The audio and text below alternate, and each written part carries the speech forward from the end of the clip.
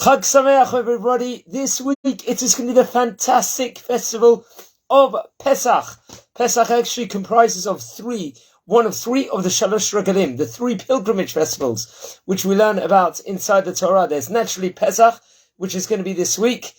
There's also Sukkot, which actually comes just before the start of the winter season. And there's Shavuot, which is going to be between Pesach and the Sfirat HaOmer, which is going to be 49 days, as it culminates at the end of Shavuot, which is Chag Matan Torah, where we received the Torah. We're going to climb up 50 steps from Pesach to Shavuot, and then we come with the Sfirat HaOmer every single day, and then we makabel the Torah. We actually received the Torah. So a few highlights about Pesach to get us into the spirit. As here in Israel, where I am, we're going to do one night of Le'el Seder, one Seder Night. And outside of Israel, everyone's going to do naturally 2 Seder Nights. It's going to be, and naturally at the end of Pesach, there's going to be 2 days of festival of Yom Tov at the end. This in the Chutz Haaretz, but in Israel, naturally, it's only going to be 1 day of festival at the end of the culmination of Pesach. So what's interesting is that another name for Pesach, it's got many names. One of them is Chag HaMatzot. And also, you could say it's a Chag of Mitzvot also. This is a very much, there's a correlation, there's a parallel between the two things together. Why so much? First of all, it's a month packed with tons of mitzvot, and it's a festival packed with tons of mitzvot, where people used to go in Jerusalem to the Bet HaMikdash every single time, as it's part of the Shalosh Regalim. And so much mitzvot can be kept from this festival alone by just eating the matzot, not eating, staying away from chametz, and all the different things and rituals that we are keeping on this festival. So it's got the word mitzvot and matzot has got the same Hebrew words, except the Vav has got a different connotation to it, but it's the same word. So that's the power of this Chag, which is a Chag HaMatzot, where it's also a Chag full of mitzvot together. And it's time where we grasp the Seder Night especially, and the whole 7 days of Pesach is a time to mount up our mitzvot, which will give us momentum and to start the year, because they say that Nisan is actually the head of all the months of the year. There's a machloket in Talmud, whether it starts from Rosh Hashanah or Rosh Chodesh Nisan. And it's a time where we can gain our momentum for the whole year coming from Nisan to gain the mitzvot. And the Seder Night, Leila Seder itself, is packed full of rituals and full of mitzvot. We obviously all know the famous songs where it says Kadesh, Urchatz, Karbaz, Yachatz, Maggid, and so on, as we all know. Just a few highlights with regards to the Seder Night.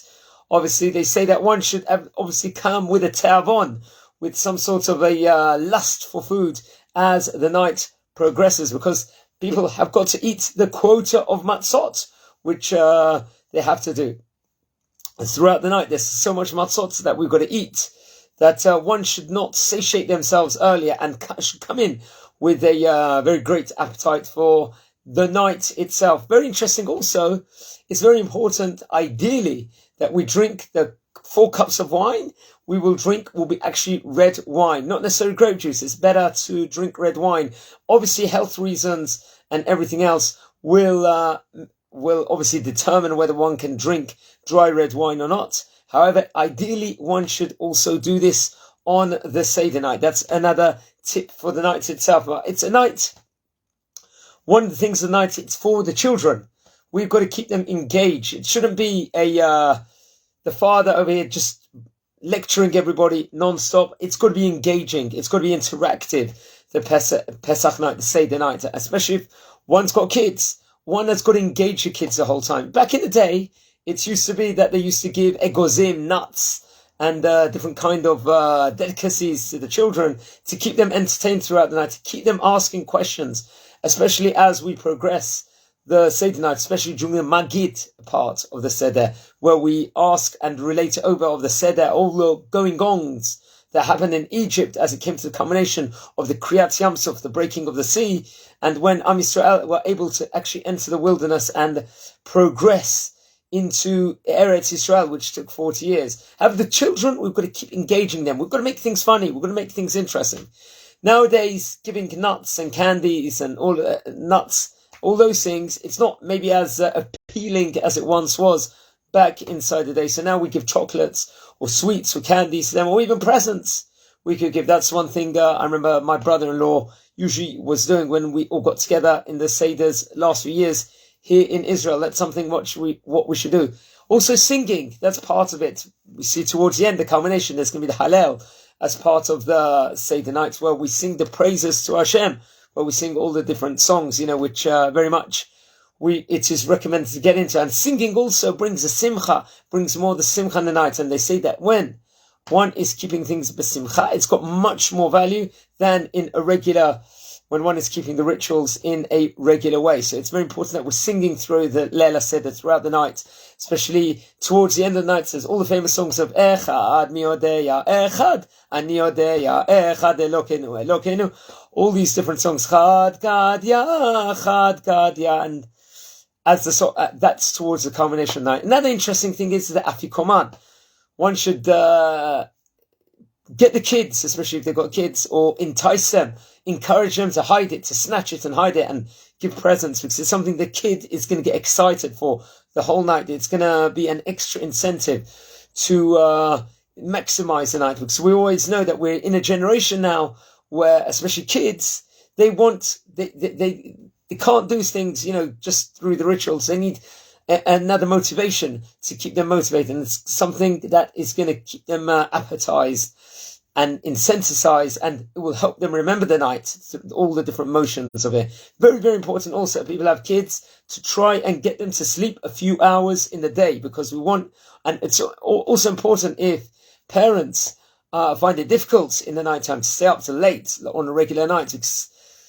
So they should have like a power nap in the afternoon, ideally, and that will prepare them, and they'll be full of alacrity throughout the night, and to make the most of it. Also, so very important, obviously, if people aren't going to be drunk at the end from drinking 4 cups of wine, it's praiseworthy, the Rabbanim say, to speak as many stories about the Yetziat Mitzrayim, of the exodus of Egypt, throughout the night. It's even good after when the Seder night is finished to keep saying stories over.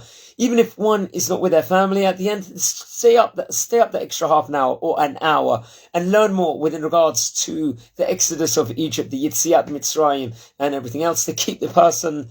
One should even fall asleep with the stories of Yetziat Mitzrayim, of going on. One should feel on the Leila Seder, on the Pesach night, that they are coming out of Egypt, that they're free finally, and we're free from all the burdens of life. But we're not necessarily free, because we're free now to keep all the mitzvot. And this is it. We set a blueprint on this night of Leila Seder for the rest of the year. We keep the mitzvot, we should make the most of it and stay up as much as we can and make the most of that as much as we can. Also very, very ideal, also the next morning, if one is going to daven shacharit in the synagogue, to go early. If there's a netz minyan, that's obviously the ideal, the premium also, because everything we're doing on Leila Pesach and these days of Pesach, it culminates for the rest of the year and sets a blueprint for the rest of the year. Also, just want to leave you with a tidbit that our family, during the Maggid, when we sing the song Dayenu, it's very, very familiar.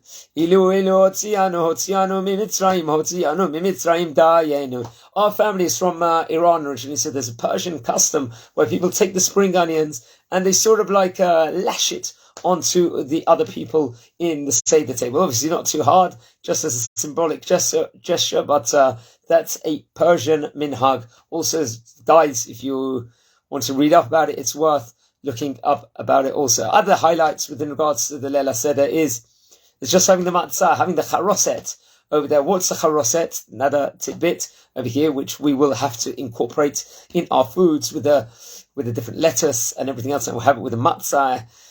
Its charoset is, in a way, it's like the specific tit, or the mud, the clay, which the Egyptians used to use. They used to force the Jews to cement the different walls inside, and it's like a remembrance. It's like a zecher, as they say. We also know that we're going to have this special ka'ara, this special bowl, a Pesach bowl, which is going to be used over the Leila Seder with the chicken bone, also with the eggs inside of it, and it's got the comprise of the 5 different things, also the 5 different species. That's something we should do.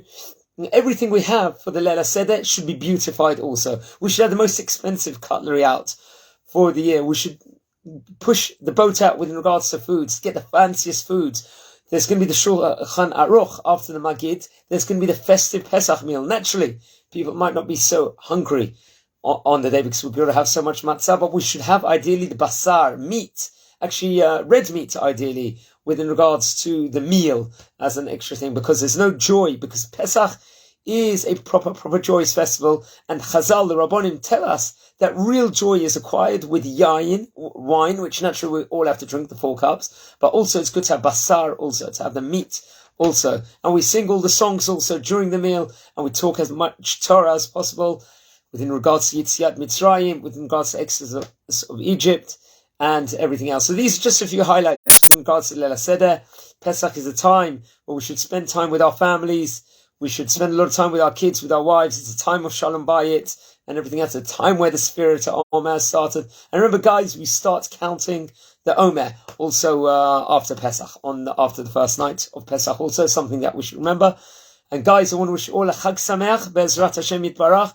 It's going to be a fantastic Pesach for all of us. Hopefully the Mashiach is going to come even before then, and there's going to be protection and good things coming from Am Yisrael. Chag Sameach here from Israel, and have an awesome Pesach, guys. Take care. Bye.